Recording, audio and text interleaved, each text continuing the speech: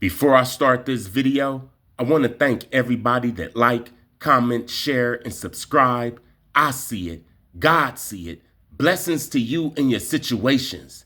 Just in case you don't make it to the end of the video, I wanted to thank you now. Thank you. And I mean that.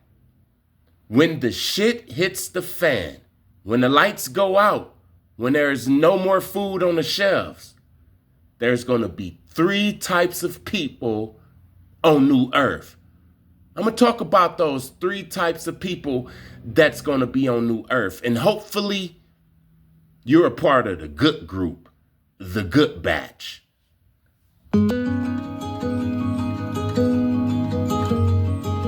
In today's video, we're going to be meeting folks who are living life a little bit differently. They've ditched traditional housing and stepped away from the fast-paced rat race to find community in the Arizona desert. Everyone out here is living in a vehicle of some sort. The question a lot of people ask is, are these folks just surviving or are they actually thriving? Let me give you a quick look at my tiny home on wheels, then we'll go out and meet the people.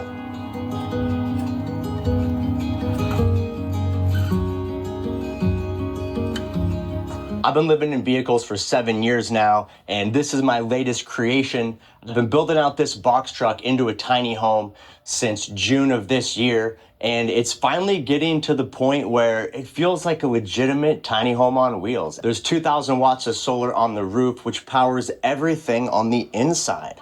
My induction cooktop, Wonder oven, mini split heat and air conditioner, my fridge. It all runs with free energy from the sun. The 2,000 watts of solar on the roof power this home on wheels during the day. And then once the sun goes down, I have a 10,000 watt hour battery bank, which keeps everything running through the night. But my absolute favorite part of this tiny home on wheels is the bed area. Let me show you guys how it works. First thing in the morning, I make my cup of coffee, open the rear hatch, and then I just sit right here, stare out into nature. But wait, there's more. This whole bed flips up into the wall. So now I have a seating position, spot for a couple friends to hang out, enjoy the day, enjoy the location. We got room for activities. We can do workouts, push-ups, little dancing, you know, kind of whatever mood we're feeling. I understand that, and that's good. You got the bed, you got the TV, you can make yourself some tea. But my question is, where is the water, and is there any food being grown? That's my first question. Where is the water? Are they near a lake? Because they're in the Arizona desert. It's going to get 120 degrees in the summertime.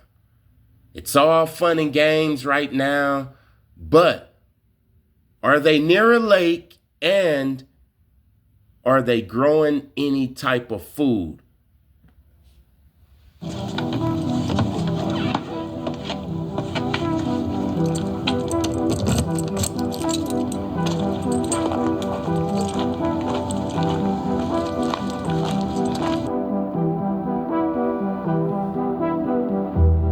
That's a nice van.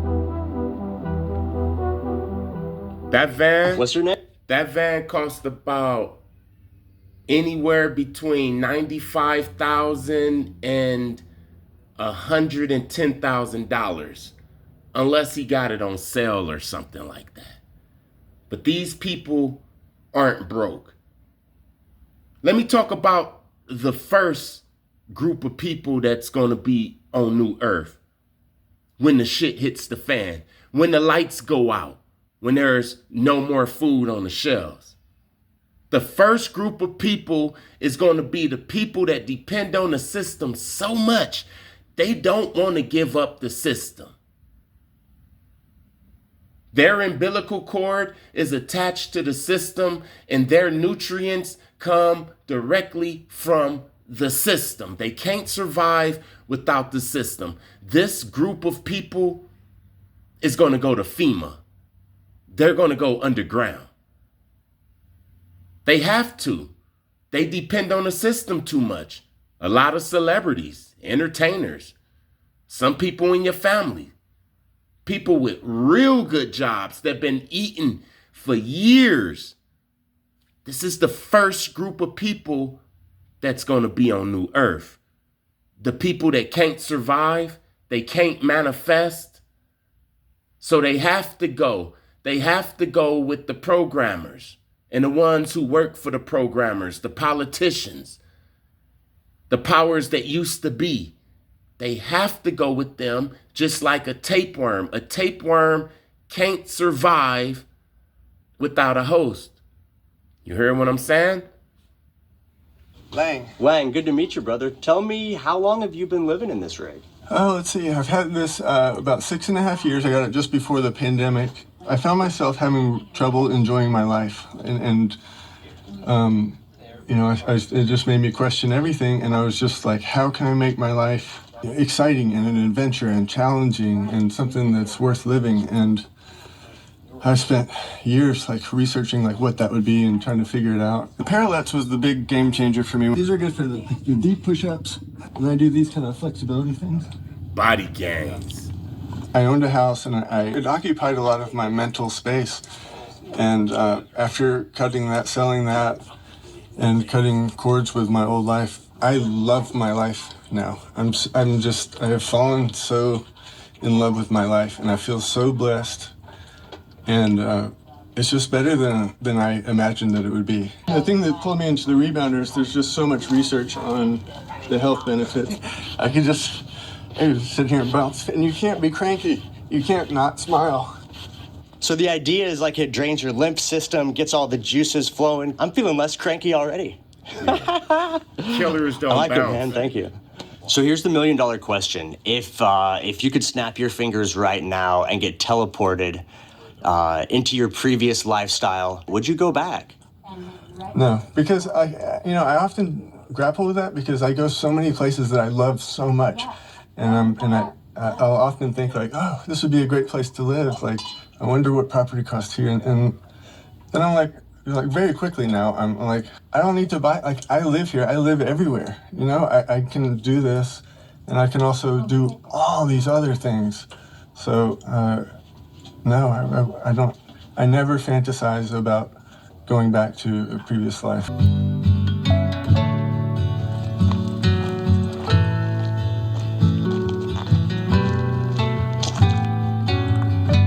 Hey, what's going on, brother? I'm Lonnie, cousin Lonnie to Brad. How long have you been living in this rig? Going about just a few months shy of 3 years. Why the heck are you living in a vehicle, brother? What's going on? Well, there's a lot of different answers to that. What kind of triggered it all was, a landlord kept raising the rent every year, man. It was like $8.25 for my space in the trailer park, and it started out as $3.25. So just over the years, wow, it went up. It's all about the adventure too. A new lifestyle. Maybe I was feeling a little stagnant. Always open for a new adventure in life. This is by choice for me, totally. I could have stayed there and paid rent. I could have went somewhere else and maybe got some cheaper rent. If you could snap your fingers right now and you could go back.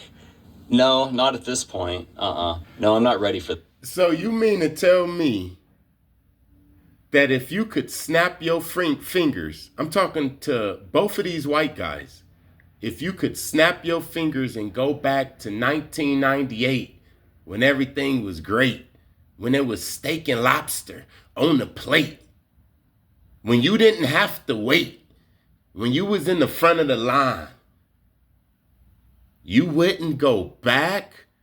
Why? Both of these white guys was at the front of the line in 1998, 2000, 2001, especially in 1980, 1988, 1989, 1990. And you wouldn't go back? Why? This is why the guy asked him, why are you living in a van? You know what this reminds me of? All of these people come together and they living in these RVs and vans and stuff. You know what this reminds me of? It reminds me of this show. Where that show at? Do you remember this show that came on a couple of years ago? From reality mastermind John DeMol. And based on the international smash hit comes an idea bigger, bolder, more groundbreaking than ever. This is the purest form of reality that I have ever produced in my career. 15 people, each with their own view of what it takes to make a perfect world, will sacrifice one whole year of their life to build one together. We put 15 people in very difficult circumstances, and they have to figure out what the choices are they have to make in the beginning.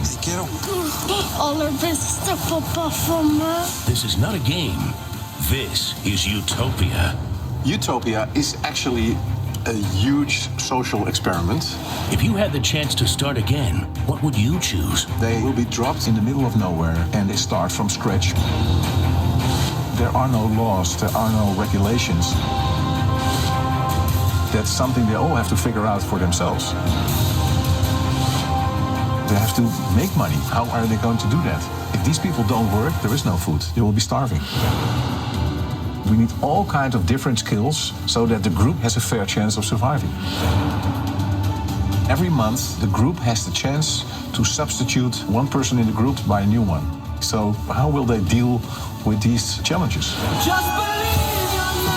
Will they descend into chaos or realize their dream? The ultimate goal is to make great television. It is the opportunity for 15. You see, this is what this reminds me of. All of these people coming together to start this utopia. I remember I watched that television show. I watched almost every episode. You had doctors, lawyers, yoga instructors. You had a guy that just got out of prison. You had a redneck. Actually, the guy that got out of prison, the Puerto Rican and the redneck, they was the ones who was going to survive. And when the show figured that out, because this was a big experiment, when they realized that the street thug and the trailer park redneck was the ones who had more sense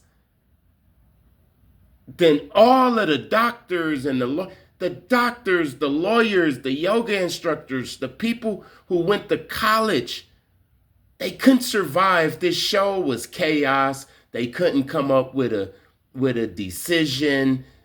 They couldn't agree on anything. They had a certain amount of money to spend every month. And one of them wanted to spend it on vegans food. One of them wanted to spend it on certain supplements and vitamins. You know what the Puerto Rican street thug and the redneck spent their money on? Noodles, beans, water. And all of a sudden, everybody else ran out of food. And they started trying to take the food from the redneck and the Puerto Rican street thug. They had to cancel this show. Bella is checking in on the chickens. Oh my God, one of the chickens died. I cannot believe nobody noticed there's a dead chicken in here. One of the chickens has died. Damn. And I'm gonna go ahead and take it out of the sun and get it started. Come here, little guy. You want to start? Go ahead, field dress. We don't even know how it died. Wouldn't hurt to at least open it up and see if the meat's still good. It could just be exhaustion. You have plenty of time after it dies. I'm saying, it's just not safe. I don't think it's not safe, but if you're not comfortable taking the risk, then I can't make you do it. Professional chef Aaron has taken control of the food since day one and won't cook the dead chicken. But Countryman Red has lived off the land all his life. He knows it's good to eat. That's the redneck. Y'all want to eat this chicken? Yes, I do. And that's the street thug. You have to ask Aaron. He said he's not comfortable. He don't have to eat the chicken. My wife's dad's cousins raised hundreds of thousands of chickens for a professional chicken place. Smell the meat, make sure it don't smell bad, and don't eat the guts. You can eat the chicken. You're not telling me nothing different, boss. I just didn't feel comfortable. No, I know this, but you don't have much time to diddle-daddle. If there's any type of uncertainty, regardless of what me and you know, you don't do it. So I'm gonna eat some chicken, bud. I'm gonna pour some more. There ain't no time for it. You see, the brother, he's from a good family. The redneck, he know how to survive. If you was to watch this show, you would see that the redneck and the Puerto Rican street thug, they got along perfectly fine. I'm gonna get back to the other video, but let me finish this off real quick. Discussion. Did you hear what happened, Chris? One of our chickens died, I know. Been helping people. Every time anybody asks me to help them, I help them. But the people being asked to, they kiss my ass. I've lived off the grid 10 years. There ain't a damn thing here I don't know how to do. You know what I'm saying? It ain't right to let me be mistreated. But yet I get bossed all the time, like I'm a slave or something. So you know what? They kiss my ass. Red's used to getting his own way, and having to bend to the will of the group is pushing him over the edge. Are you comfortable with cooking it? No. I wouldn't serve that chicken to my dog. This democracy ain't much of a... See, but here's the thing about it. This show, Utopia, is about these people being the last survivors on Earth, and they're creating this utopia, and they don't have a lot of food. So this guy right here, this brother is saying, hey man, I don't want to, I'm not going to cook it. But it ain't nothing else to eat. You see why a lot of people is going to have to go to FEMA? Do you even understand what the redneck is even talking about? He's saying it's nothing else to eat. And this chicken, it's not rotten or anything, and I know how to survive. You see what I'm saying? This is why they had to cancel the show. Let me talk about the second group of people that's going to be on New Earth. The second group is going to be the chosen. We're already getting our powers back. We're starting to be able to see spiritually, hear spiritually, feel spiritually, smell spiritually. We're vibing high. We're going to know where the food is. If there's going to be danger coming on Monday, we already had a dream about it on Wednesday. Before Monday. The Wednesday before the Monday that the enemies is going to come. They're not going to be able to get us.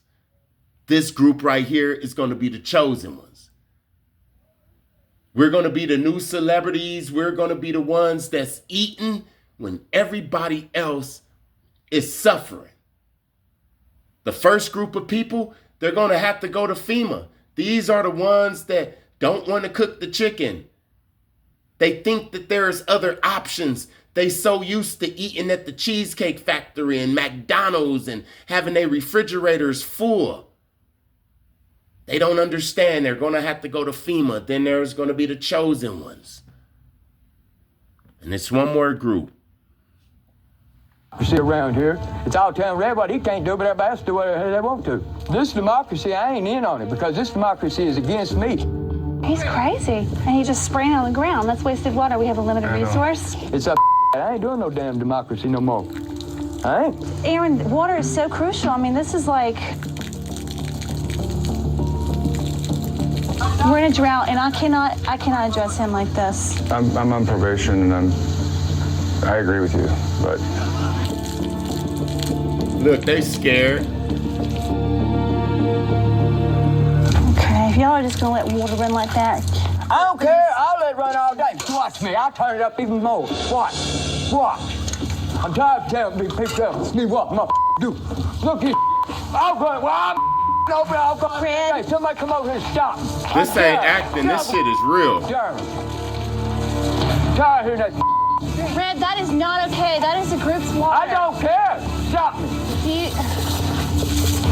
This water's hot. I'm gonna have something cold to drink. I'm just saying, don't waste it. Red, turn it back on. I'll hold it on here. Not come over okay. here. Move my hand. Touch me. Guys, I need some help over here. Touch me. What happened?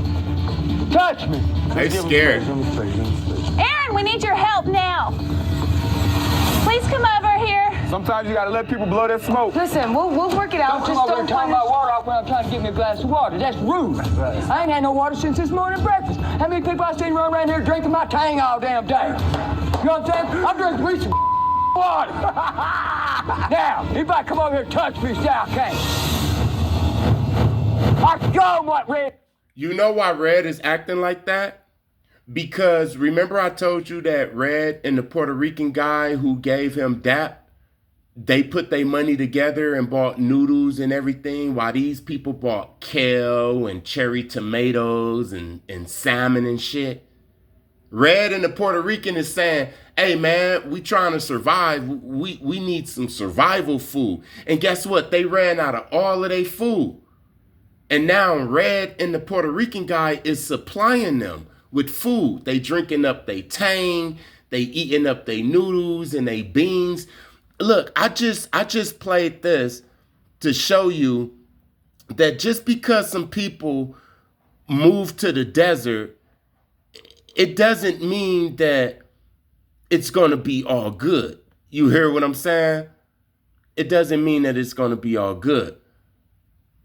That show was a disaster. It was chaos, and it proved that just because you got a good job, you got friends and connections, it don't mean anything when the power go out, when the food is off the shelves. People start acting different. All of these people that's moving to the desert, I still haven't seen no food and no water. I could be wrong. I'm still looking for it. All of these people that's moving to the desert, they're moving to escape. When the chosen ones move, we're moving to grow. It's a difference. When you see the chosen ones move and we come into a community, the first thing you're going to see is food and water. You're going to see watermelons. You're going to see herbs. You're going to see trees, little trees that's going to be big trees in 5-10 years. You're going to see it. I'm still waiting to see that right here. Let me see if I see that. You know, maybe someday, but right now, you know, this is my new lifestyle and, you know, I'm digging it and there's no going back right now.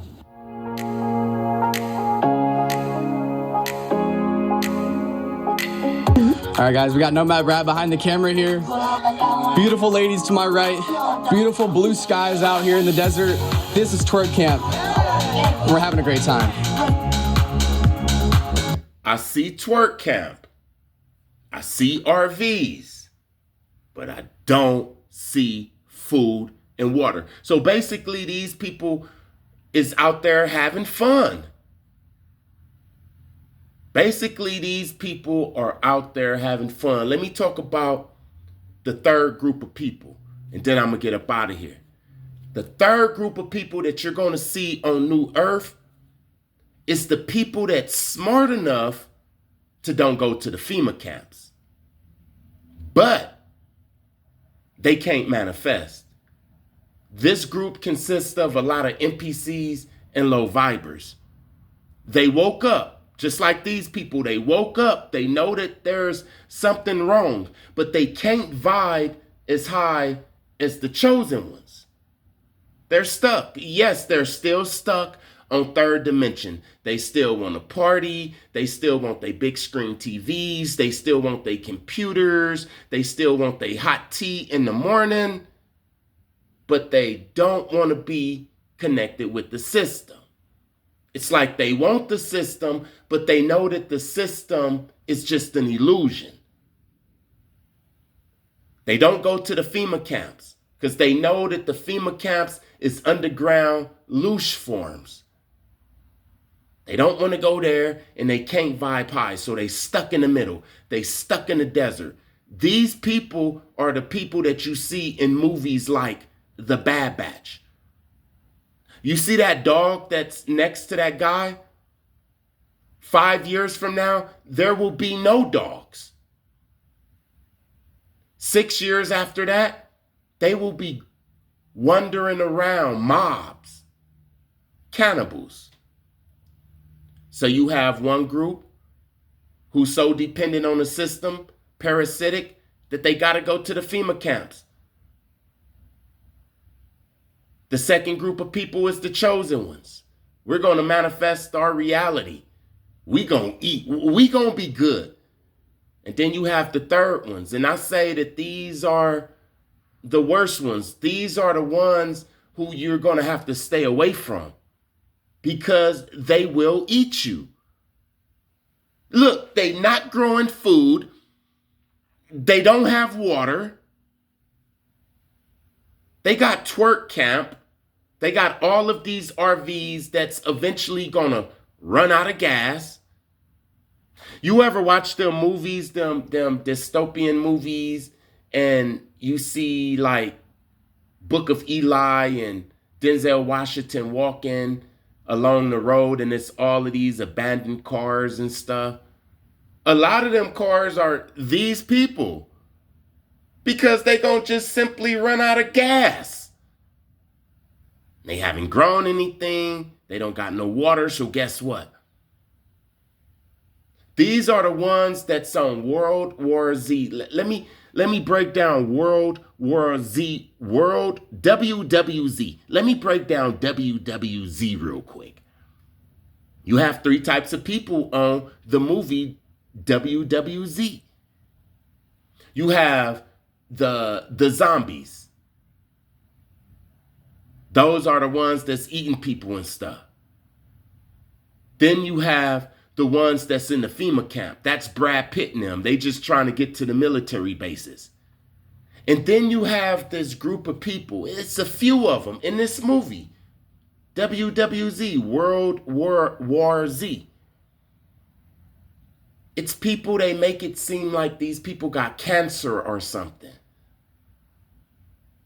But no matter the case, the zombies don't even mess with these people.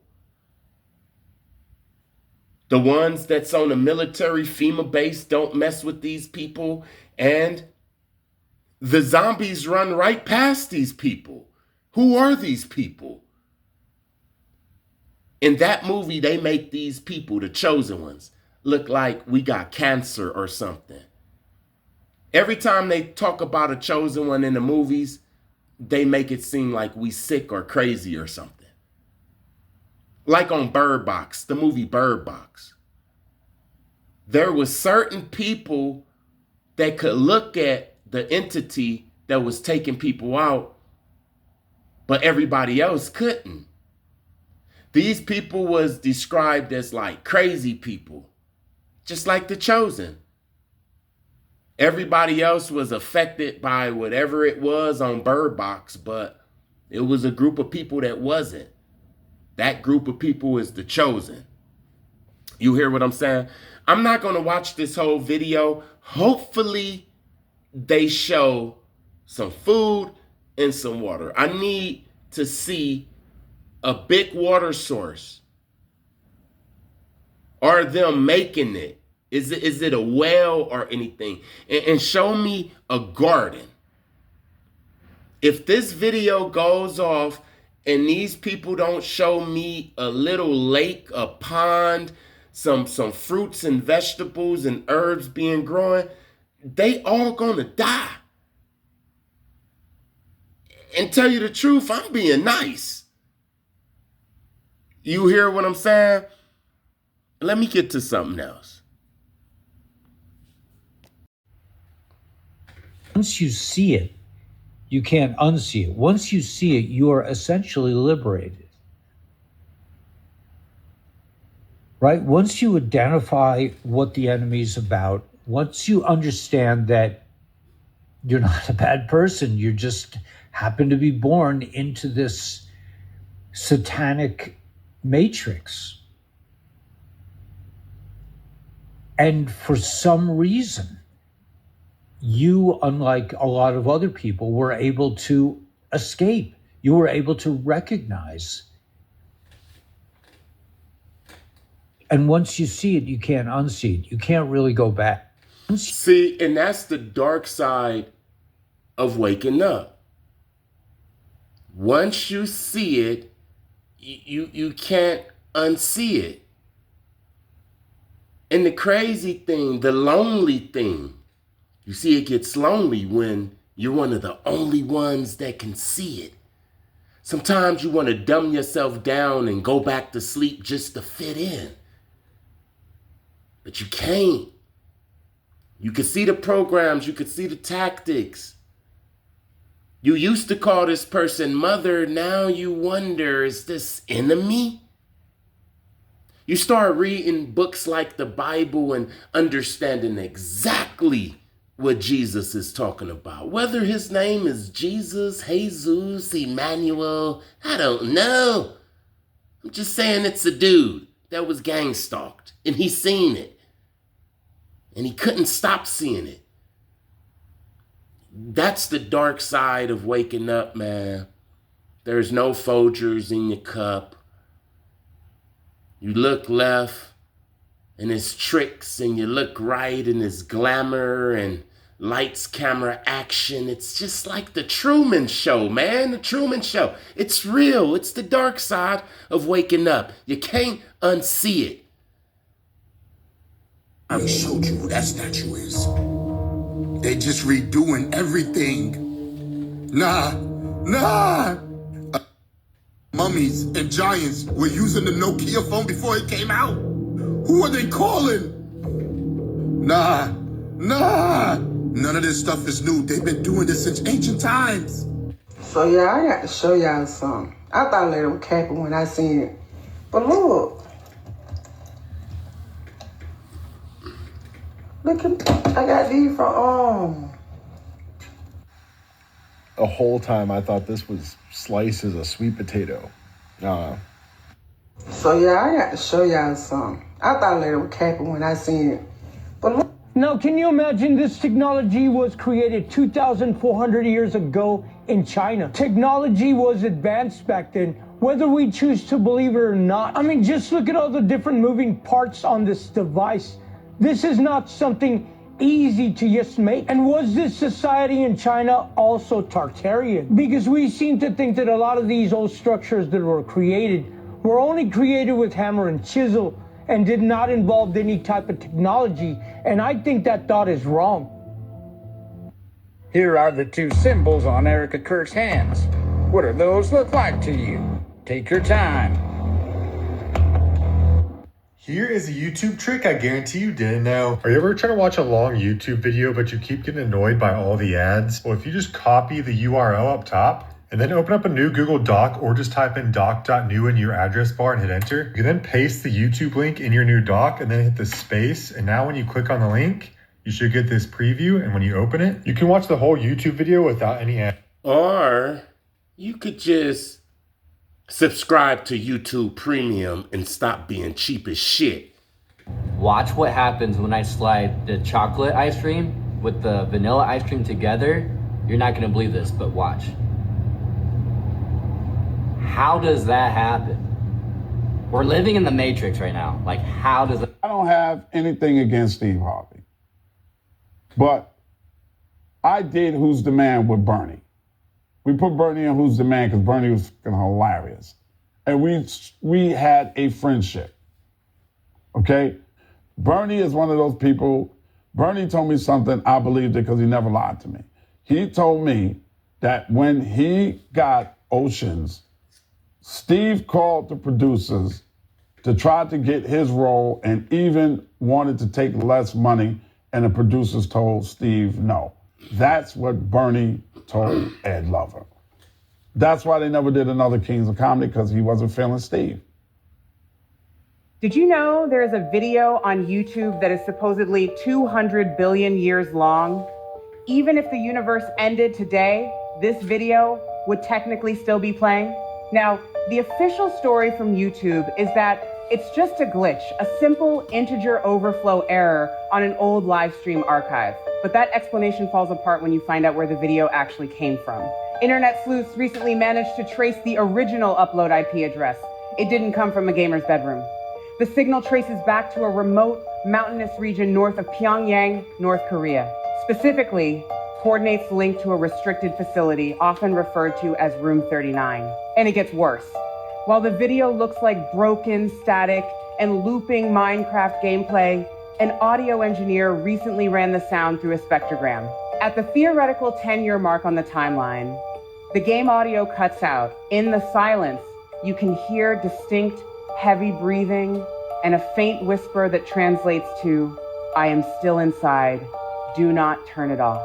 The channel owner claims the length was an accident, but if you look closely at the time code, it's not counting up, it's counting down. So the real question is, what happens when it finally hits zero? I don't know what happens when it finally hits zero, but what I do know is nothing is new under the sun. So all of these computers and AI, drones, all of this technology you see, it was already here. It was already here. It's always here. You know, and they let it out a little at a time. But the AI, YouTube, the internet, social media, all of that energy, it was already here.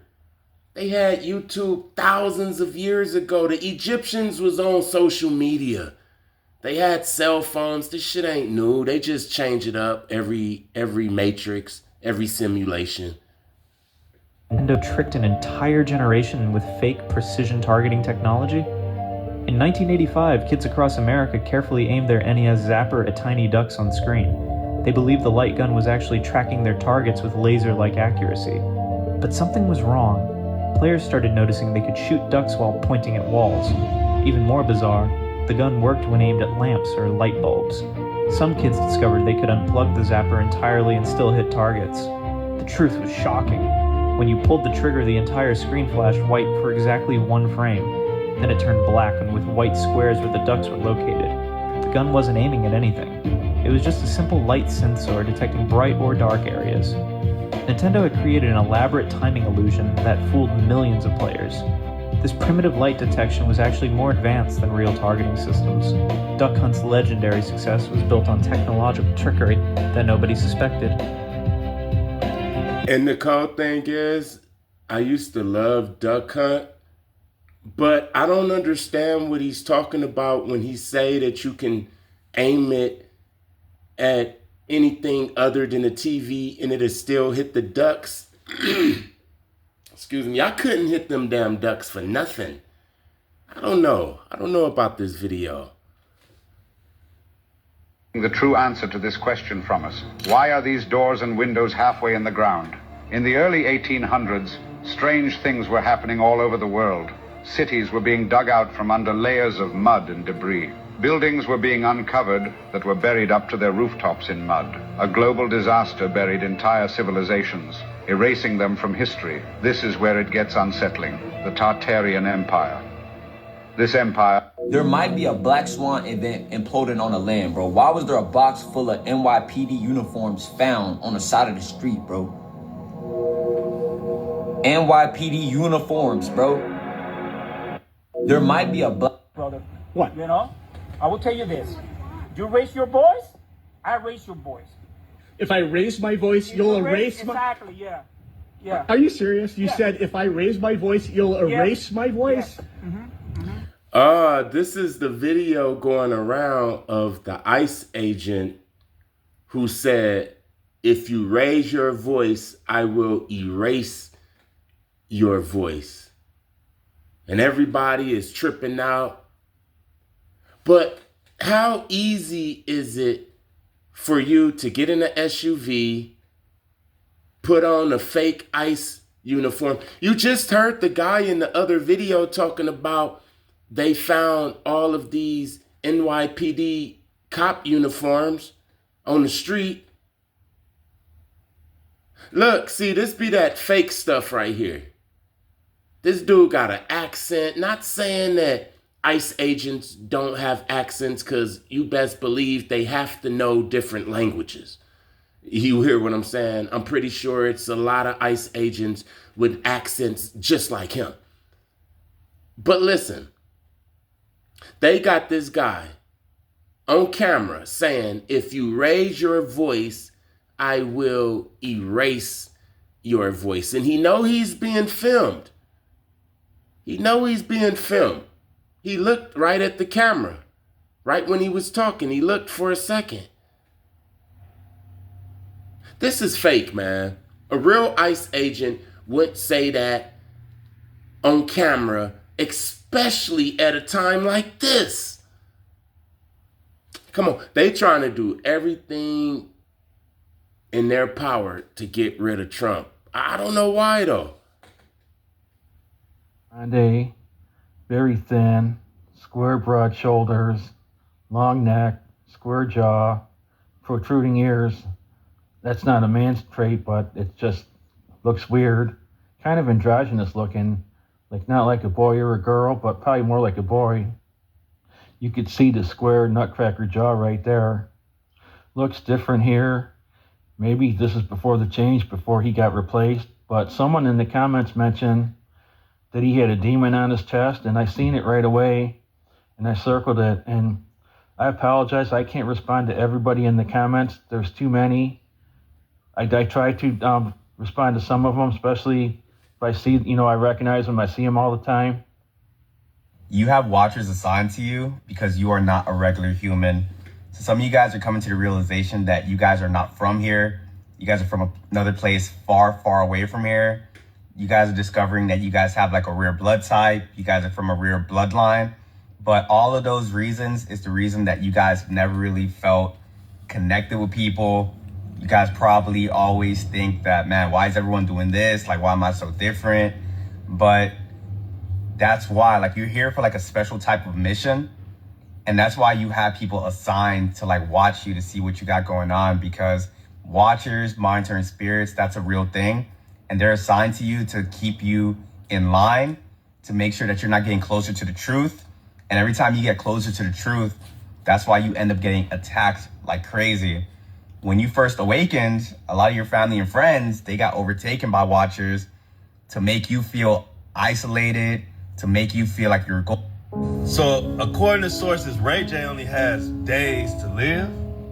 It's crazy that all of this comes out. Ray J has days to live after he starts speaking out. If y'all remember, he went on live and said that Diddy took his manhood.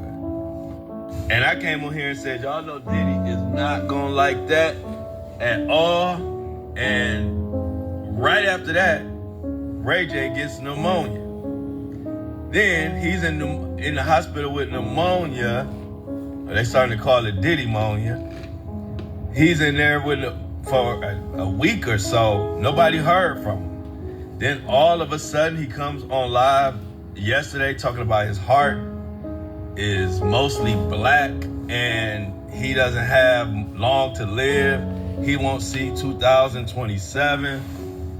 Man, I'm just saying, I don't know what is is this a marketing scheme or is this really real? But the Hollywood is falling down like fucking dominoes, one at a time. Well, hopefully Ray J can tell us what happened to Whitney before it's too late. And I don't like it. What if I told you? Here's something very interesting. These things. I have a friend that still has one of these in his house. Tell him to get rid of it. It is so dangerous. It'll kill you. This stuff is so dangerous. What is it? These are what we call a fire grenade. You got a fire in the room, either it's spring loaded or hand bomb, throw it in, it breaks, you slam the door and you run like hell. And what's it do? You stick around inside, It takes all the oxygen out of the air. In there is carbon tetrachloride. It sucks the oxygen out of the air. So they've outlawed them? In some places they are illegal to have in your possession. Here's something. Seeing the taking the brains out of people and all that kind of stuff, the smell of fresh blood, the smell of stale blood, the smell of a decomposing body. Those are things you never forget, And then it got to the point where you see so many of these things that you do become numb. See, that reminds me of a story.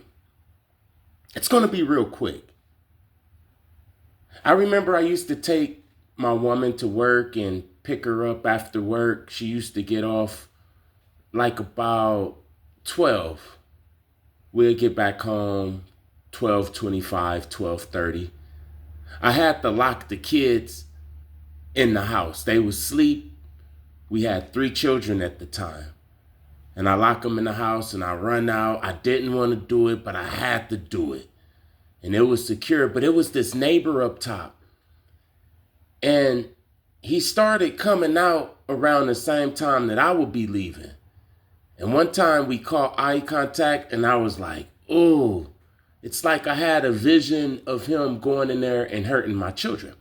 So I started praying, and then I told my woman she's going to have to drive to work and back home and all of that. And she was like, all right, cool. She really didn't know how to drive that good, but she could drive. She could drive.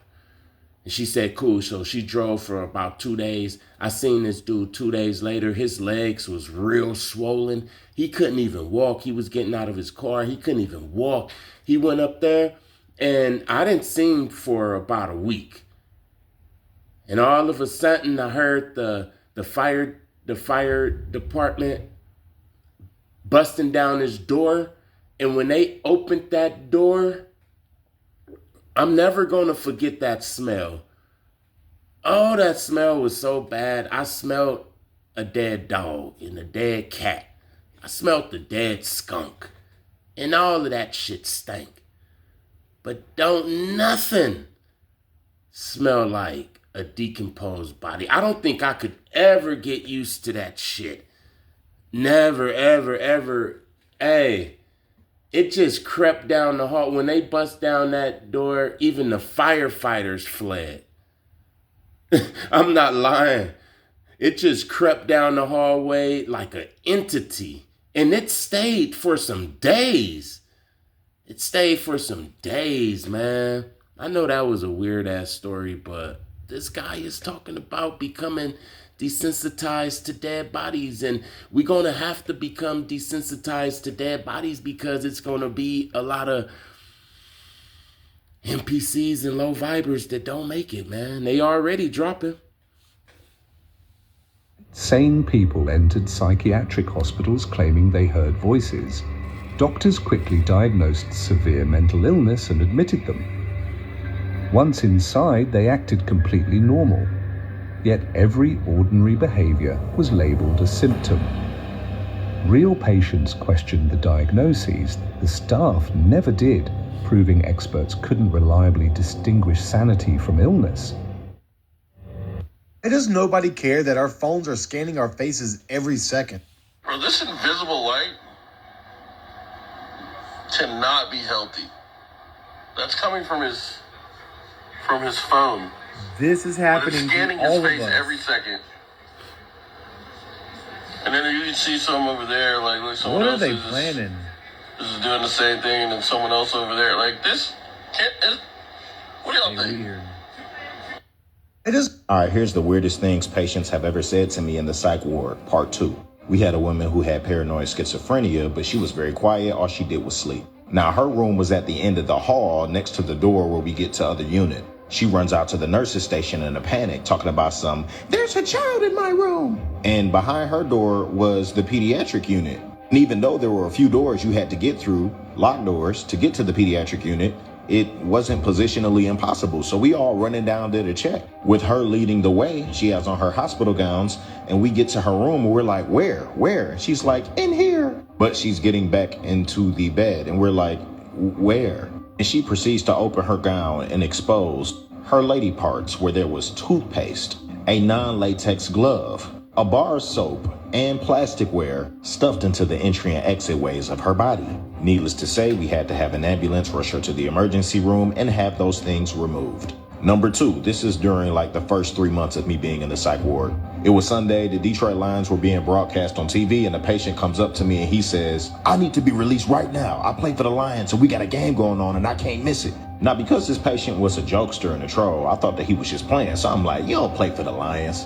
To which he tears off his shirt and punches a hole in the wall and said, who said I don't play for the Lions? Now listen, y'all, all this man ever did all day was diamond push-ups, sit-ups, and pace the unit. And for the first time, I seen what bro was working with under that shirt.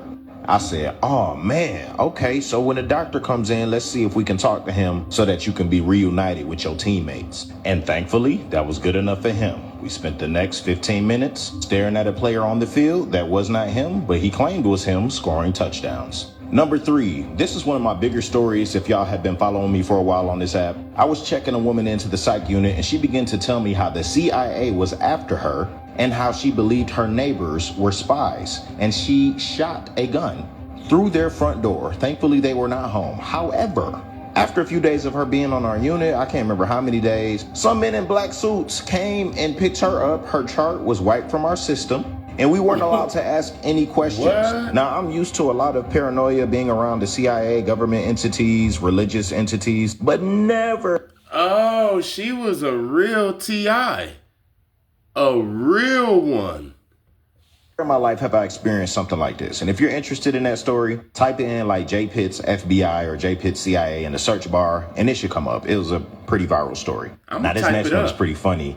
We had an OG on the unit who did some time in the pen, and he wanted his nickname to be Papa G. And man, Papa G has some of the most foul farts that you could ever imagine. Smelled like roadkill in the summer. So one time Papa G is doing his little OG pimp walk down the unit and he lets out the foulest flatulence that he could fester. And there was another patient that was doing laps on the unit that walked into his cloud. The sweetest patient ever, never harmed a fly, but she turned around, smelled that and was like, "You motherfucker." He turns around and looks at the sweet lady and says, "Father effer, bitch." Me and my wife still joke about that one to this day. Oh my God, I got so many quotables from him. This last one, oh my God, this patient smelled so bad that we had to clear out 6 rooms and not place any new patient beds in that hallway because of how funky she was. She refused to shower because she had an intense paranoia around showers and microbes and cameras getting inside of her body and pores. And it was also the summertime and we had a closed unit and somehow flies were finding their way directly to her room. So much so that they were even in clusters on the wall outside of her room. And one time, one of my fellow technicians was doing rounds, and to get in her room and check on her, she was swatting flies. And when the patient heard the clipboard hit the wall, she gonna say, "Stop killing my flies." Stop killing my flies. Beelzebub. You have to remember that she was already in a psychiatric hospital, which means that she had demons manifesting flies. Hey, I wonder, do this guy even know the people that he's around? That's crazy. I'm out of here. Peace.